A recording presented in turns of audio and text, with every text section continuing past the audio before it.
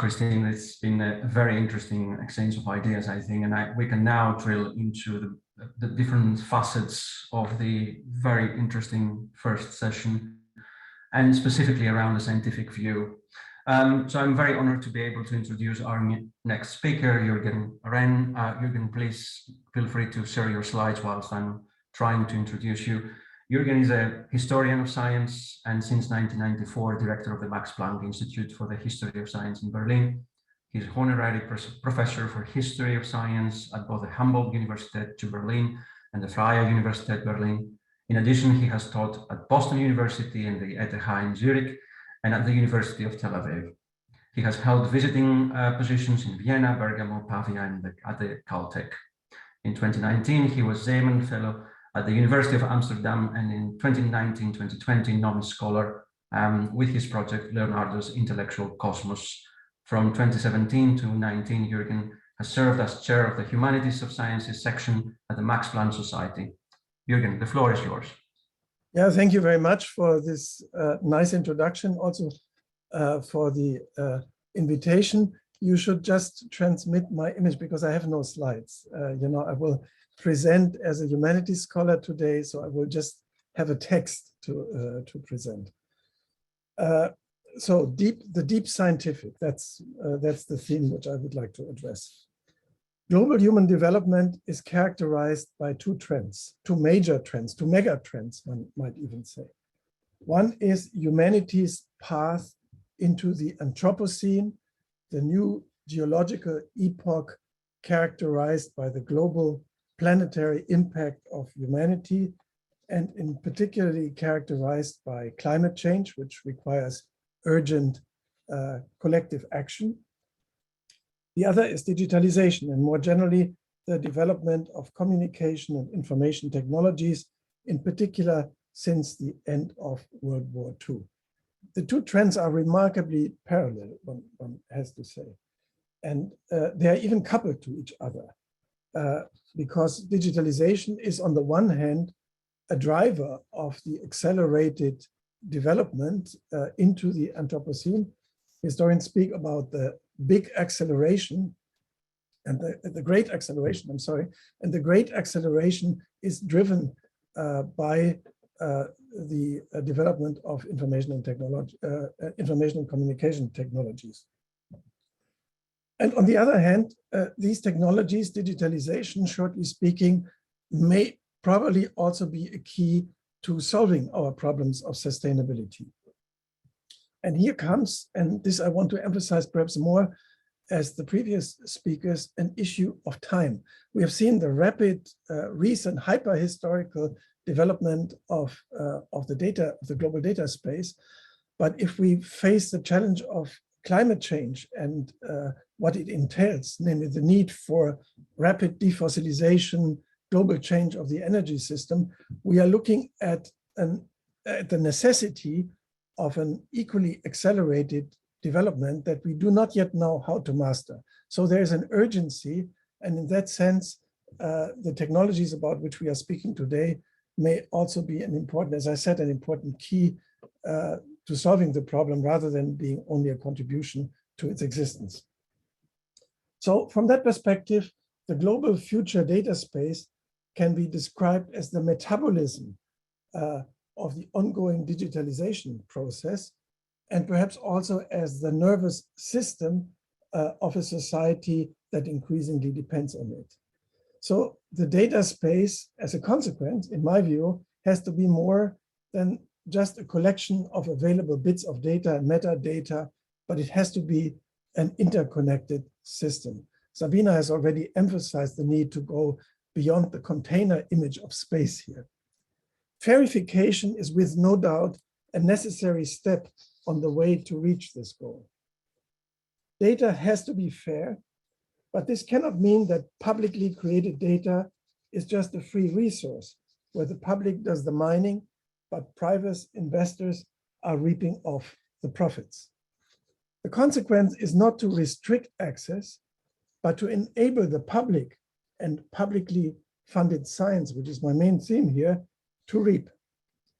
Thus, verification is inseparably connected to free and equal access not only to data, but also to the infrastructures of linking data and retrieving information. Science doesn't just need a data space, but it requires, as I would put it, a web of knowledge, an epistemic web. Data stored in the internet in its present state doesn't form such a network of knowledge, but rather still a collection of loosely coupled bits of information. Historical examples from the academies of ancient Greece, which were already mentioned today, via the houses of wisdom in the Islamic world, the European universities and academies in the early modern times, to modern institutions like the Santa Fe Institute or Institutes for Advanced Study, share the insight that production and transmission of knowledge still also depend on direct human interaction.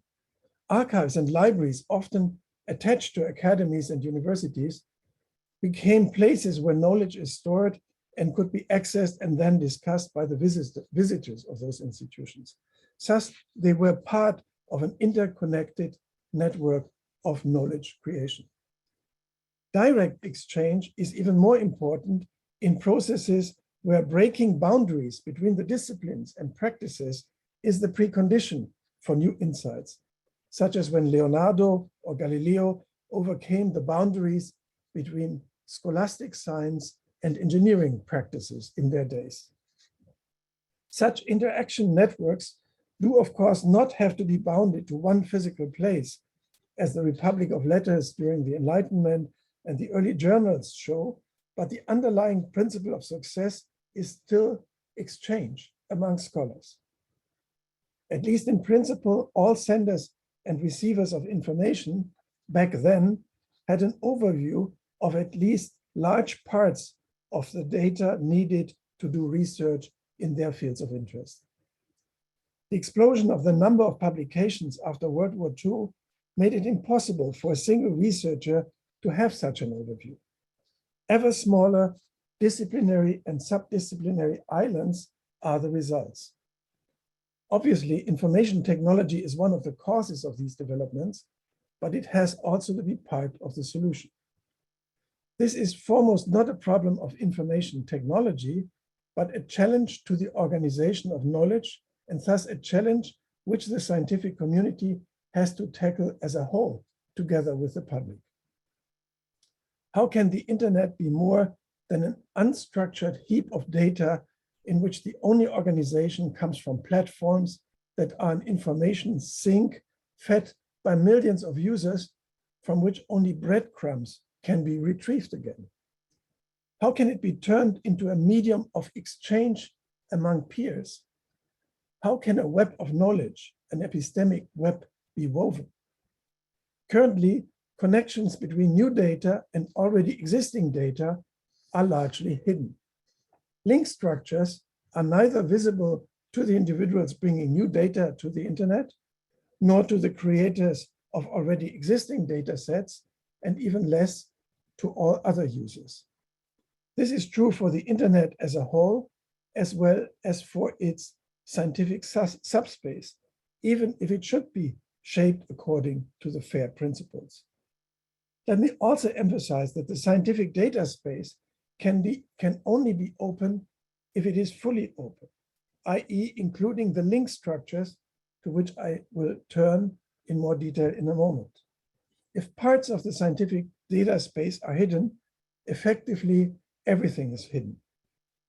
In addition, there is the problem of ownership, of course, which is not just a problem of justice, but of the lack of guaranteed stability by private structures.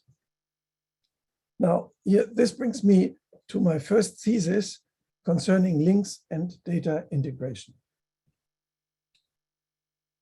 Deep science requires iterative data integration. The research data cycle is key to every scientific process. Research produces data, connects them with other data, interprets them. Its results are then represented in new data that comprise the links between different kinds of data. Current infrastructures and data spaces inadequately support this iterative process and hence the research data cycle. The key problem is the lack of an appropriate data space for links between data, as often links are the most important outcome of research. A future data space has to overcome the asymmetries of the classical web between data and its interpretation, so that objects represented by these data can learn about their interpretation and further use, and thus become central nodes in an epistemic network. In the Gutenberg era, traditional ways of publication didn't allow to share raw data within the scientific community. If scholars did not want to rely on secondary information or reinterpreted data, they had to travel to their data, humanists to museums, archives, or archaeological sites, research in the hard sciences to the places where the experiments were performed. Alternatively, scholars simply had to trust the secondary information shared. The internet age has fundamentally changed this. Examples reach from the grid enabling the sharing of large amounts of data in high energy physics to the digitization of primary sources in libraries and high quality images or spectral data or data of museum objects. Surely, this doesn't fully replace the examination of the real objects, in particular if the object as an information carrier is the object of research and not the information carried by it, as it is, for instance, the case with archaeological objects. Thus, in the internet, the separation between raw data, data, and metadata, including published scholarly insights, becomes, in a sense, obsolete. All of it is data, rich data, characterized by an increased need of interlinking and embedding within semantic structures, which can then serve as a regulative principle to make these data reusable and sustainable. As I said, creating linking structures is not just a technical matter, but is deeply connected to the principles of human knowledge organization, which leads me to my second thesis, the role of semantics. The basic organizational principle of the data space should be based on knowledge systems. The current approach of organizing and systematizing metadata is either focused on static and isolated disciplinary classifications or the practical necessities of object organization by providing institutions. Knowledge, on the other hand, is organized in dynamic systems, typically not divided along disciplinary or institutional trench lines. The underlying principles of data organization have to overcome the disciplinary and institutional divides. They have to be flexibly adaptable to changing, evolving knowledge structures. The future data space, suitable for deep science, should allow the transfer of interpretative work on data into new data structures. This is the iterative process I previously mentioned. And this is also the challenge to integrate semantics, i.e. the outcome of cognitive processes of researchers into the formal structures of the data space, while not neglecting the role of natural language, still functioning as a bridge between the world of scholarly dialogue and exchange on the one hand, and the data space and its formal structures on the other hand, rather than hoping that everything will eventually be resolved in a machine world. Concrete steps in this direction have already been taken. In the context of the semantic web, the use of ontologies has been introduced to create knowledge graph or research graphs initiatives, which are also fostered by the RDA or the initiative to create a European Science Cloud. This has to go further, however, and include concepts such as mental models, frames, or conceptual spaces that have been introduced to conceptualize knowledge organizations and human reasoning.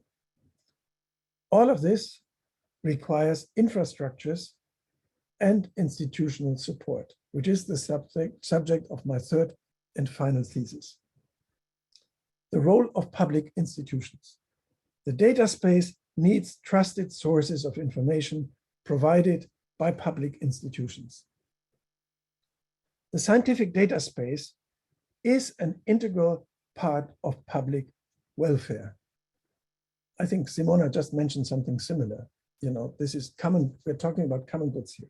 And this is particularly the case given the need for science as a public good in the age of the Anthropocene and the urgent challenges we are facing. It needs to be free of particular commercial or political interest and provide the innovations that are crucial to assure the dynamic adaptation to the human predicament in the Anthropocene, as well as a long-term sustainability of information. Only publicly controlled institutions can guarantee such a space. The key elements mentioned above, linkage and semantic structures, are highly sensitive to such interest and therefore need to be embedded in a public space. As Barbara von Schewick shows in her book on the architecture and the internet, innovation needs non-discriminatory access to the net and to all the functions that the infrastructure offers. Whether this means a publicly controlled regulatory system that controls private companies or a public infrastructure properly has to be a point of discussion. I personally would argue for the latter, especially if public money for these infrastructures is unavoidably needed. Non-discriminatory access means investing in infrastructure even where immediate commercial gains are hard to come by. For instance, connecting non-urban regions to the network, a much discussed issue. I would also argue that this cannot be done without subsidies. There is a great danger that otherwise access to the network in such a marginal reason, for instance, will be linked to commercial interests of the providers. Imagine a global information infrastructure operated by the likes of Facebook, Amazon, or Google. Open science and open access are only open if they are under public control.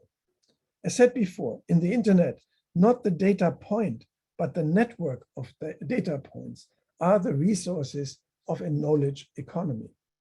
Nearly all publishing houses are currently investing into so-called open science frameworks. I think that Mirovsky's skepticism about this development has to be taken serious.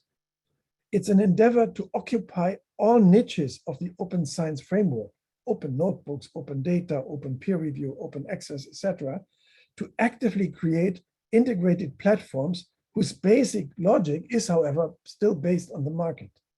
This will imply, in his view, that all stages of the scientific research endeavor will be conditioned by Facebook-like frameworks, for instance, for financing or evaluating projects, and hence subject to a logic based on market algorithms.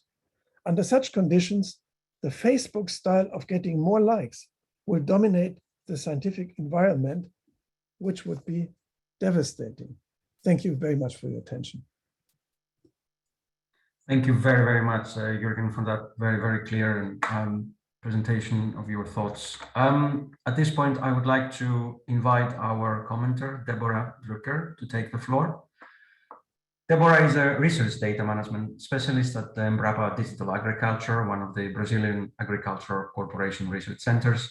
She's one of the co-chairs of the Research Data Alliance IGAD community of practice and professionalizing data stewardship interest group, and an expert at the Data and Knowledge Task Force at the Intergovernmental Science Policy Platform on Biodiversity and Ecosystem Services, known as IPBES. She holds a degree in forestry from the University of Sao Paulo, a master in ecology at the National Institute of Amazonian Research, and a PhD in environmental and society from University of Campinas. Deborah. Thank you very much, Dimitris and all, for inviting me to this such an inspiring panel. And I'm very, very happy to be here with you all.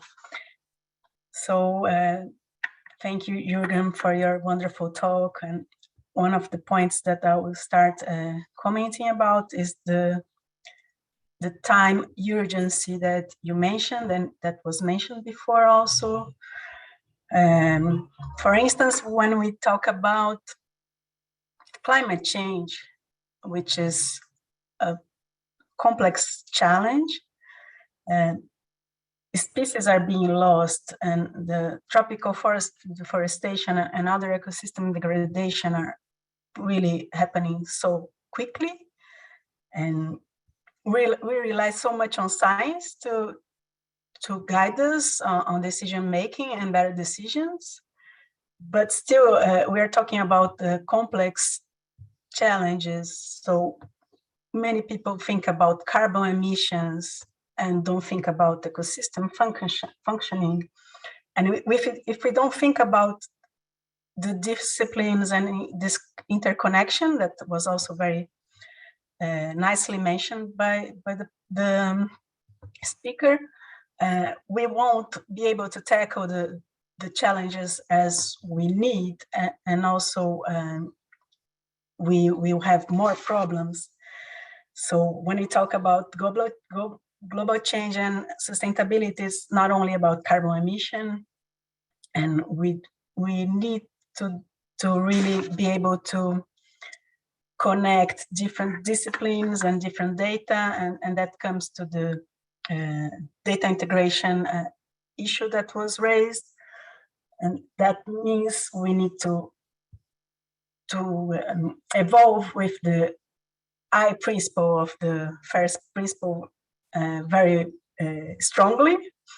And that means good knowledge representation, and that will also requires, and let me argue here, that the technological aspects of these challenges is also very important. So we are talking about a cultural change and education of researchers, data stewards, and also the computer scientists and everyone related with the technological aspects, to really be able to allow this data space to be understandable and then reusable. So if we want to make connections, we need to be able to properly represent what we are doing, and that's happening, of course, already, but there's still a long way to go in that sense.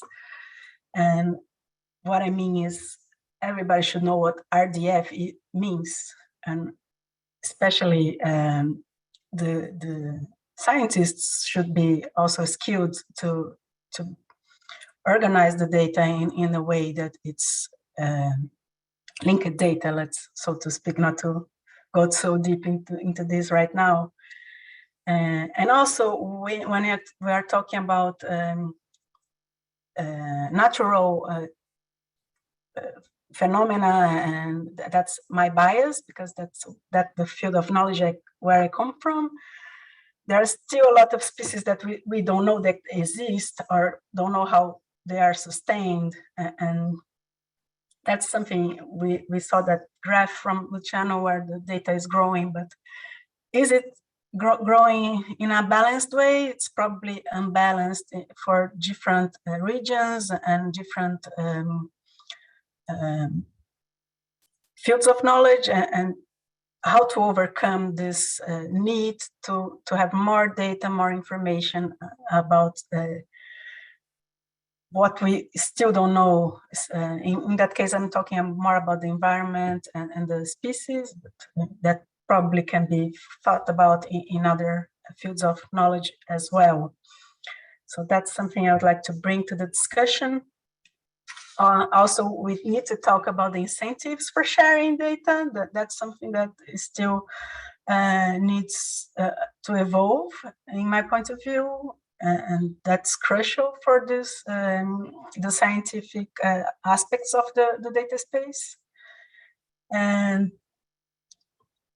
I will stop talking about what we call, I don't know how common for you is this expression of fake science. So we talk about fake news, and we also have this expression about fake science. So I very much agree with Jürgen about the importance of the public institutions. They are being very much threatened by the fake science and fake news. So when you talk about credibility and which data supports the different points of view, and that's also something we really need to advance. So we are seeing that for COVID-19, and there are so many different talks about the different issues. And of course, when you talk about science, there is this uncertainty that it's not always what the journalist wants to hear, but we always work with the percent of uncertainty that we're dealing with. That's something that also needs to be more mature for everyone, that there are no 0 or 1 responses in most of times. And if we really need to advance science and better support decision making, that's one of the most important aspects of advancing science, is also to help decision making and better decisions for not only in science, for the governments and for the people in general. We really need to deal with these challenges of what are what is the credibility of the data and the analysis that are being shown, and have the ability to reproduce the one graphic that may be biased for a not so honorable reason. So I also agree with Jürgen, and I think that RDA and GoFair and other cooperation environments like these are crucial for us to be more strong and have a voice in this Facebook and fake news and fighting for likes and views world. So there is a big challenge in this societal aspect too. So I will stop here for now. Thank you very much, and hope we can continue this discussion. Thank you very much, Deborah, for your reflections. And of course, you reiterated some key points also that Jürgen, and I'm coming to you, Jürgen, of course, made in his original presentation. Yes, Jürgen. Yeah, I'm very grateful for this commentary, which touched on many important issues. And I would like to underline one comment that you made, and because I think it's absolutely crucial. Let me call it the scientific and digital literacy that needs to be spread. Exactly as you said, people have difficulties of understanding the uncertain, sometimes dynamic nature of science. And so decisions based on science, are sometimes hampered by this, unclear interface between scientific information and political action. Then there is a lack of understanding how the internet works, how it could work, what its potentiality and what its dangers are. So I think, some of the ideas that I proposed can only be implemented if there is not only a strong public support, but a public support based on an understanding of what is at stake. So we have to spread that literacy, because all the normative questions that are coupled to the political issues can only be broadly shared and imposed on the basis of a wider understanding, I call it literacy, of this new world and of the role of science in it. And I think that you mentioned that, and education and so on, that is of critical importance for the further development. So I'm really very, very grateful for your comment. Thank you very much, Jürgen. At this point, I would like to invite our panelists to take the floor and also reflect on Jürgen's and Deborah's comments as well.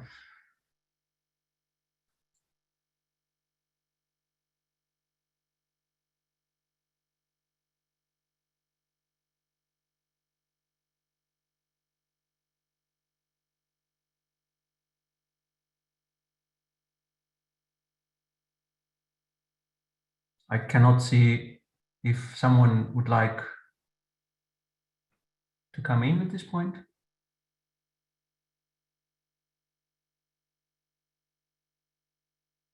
Maybe we can start with a few questions from the audience, Jürgen, and then others can join us.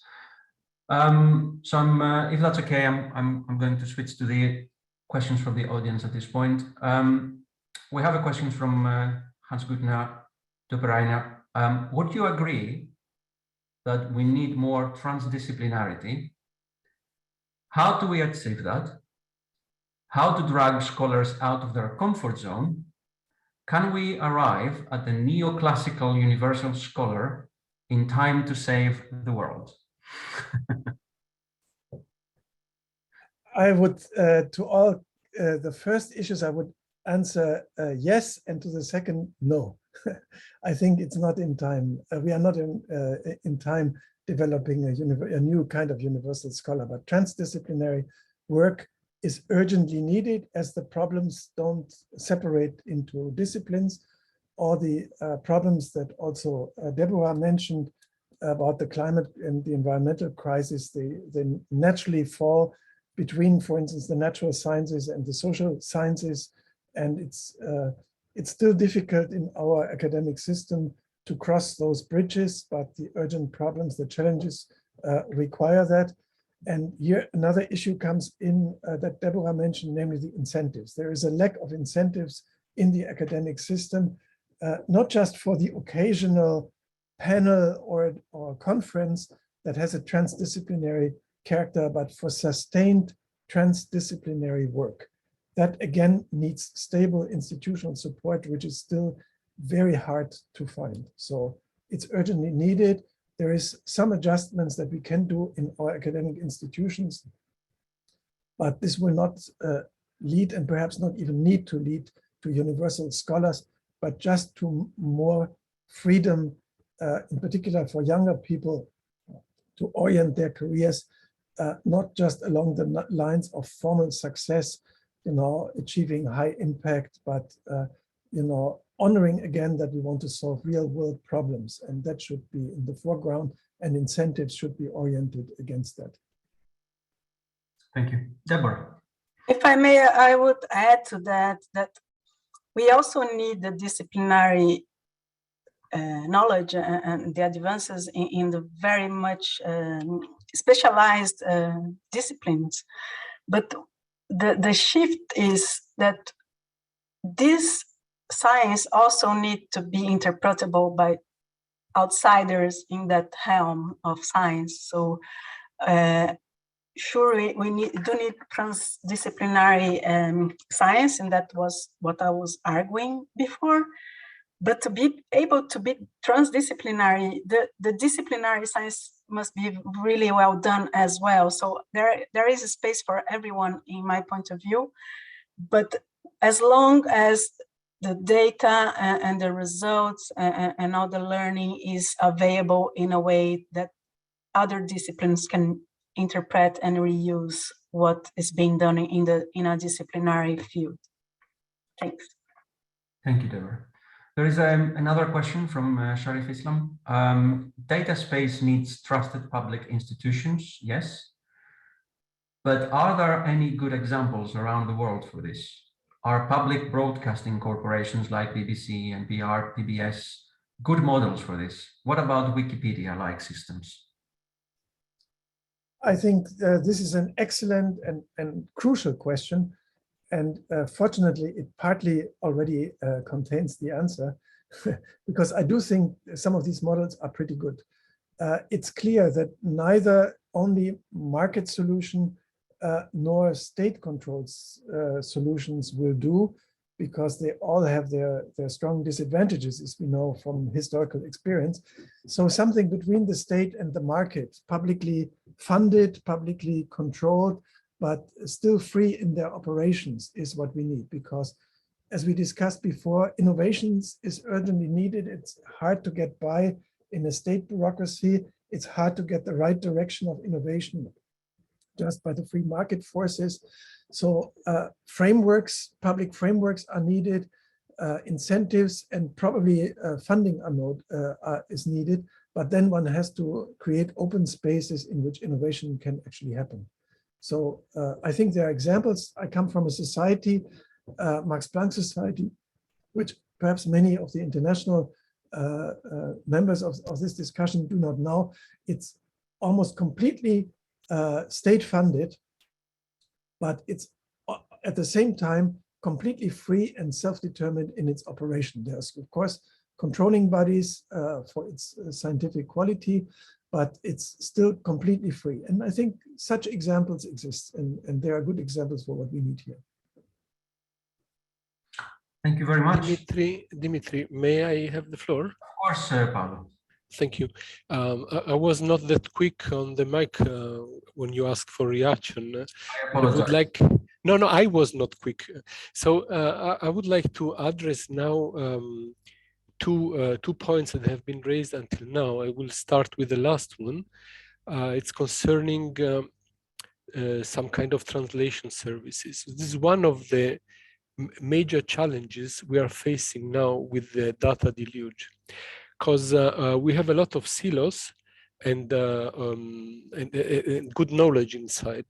Now, one of the challenges is to create translation services, automatic translation services, maybe artificial intelligence driven, from, let's say, for example, from specialist to policymaker or public, or horizontal translation services across domains, or automatic metaphor translation, in order to give access to the meaning of one category of knowledge to others operating in the other category of knowledge. This is one big challenge, this automatic translation service. We are facing it in different cultures, not only in languages. This is the first remark. The second one is concerning the linkage that Jürgen Renn was addressing. So the linking of data, it's data itself, the links, the hyperlinks and whatever. And I strongly second this, because it's innovation in the history of humanity has always been, always happened through the usage of links, linking ideas, linking cultures and whatever. Now, for the data, what does it mean? It could mean that the link itself could be treated as a digital artifact or as a fair digital object, just to say. And for this reason, each link could have been assigned with a permanent identifier and the license of use also, because a link is something which is also an intellectual entity. If you look for something and you search something with a search engine and you try to discover something, you are creating a lot of links, and they are going to be lost if we don't preserve them. Thank you, Paolo. There is one more question on the chat. It refers to the operation of the International Data Spaces Association. So valuable work on defining and building data spaces is done for several years by the ITSA with membership of 100 plus. Do the organizers and panelists consider the developments there? Beth.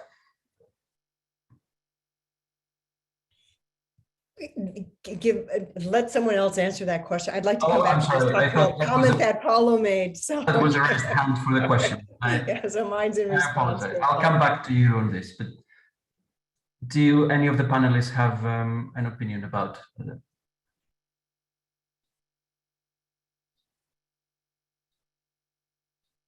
Okay, well, maybe we should all look into that, and maybe we can also come back to Yuri about it. Beth. Yeah, thank you. It's just a brief response to Paul's remark on the intellectual value of links and looking at things from a knowledge representation point of view, a technical point of view. But relationships and the entities are of equal importance in something like a relational database. So just kind of transferring that concept into the space of our own interactions with data and the value of those connections. Anyway, I just wanted to highlight that I just want to kind of emphasize and elevate that point of relationships having intellectual value in and of themselves. I was just taken by that. Thank you.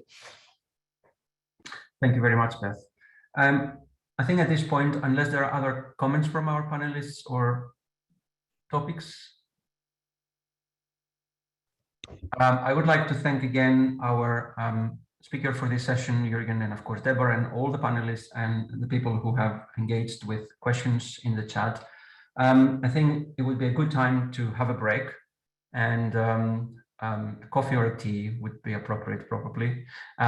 We will reconvene on the top of the hour. That would be 2 o'clock UTC, 3 o'clock Central European. Please do your calculations, where we will engage with a technical view of what.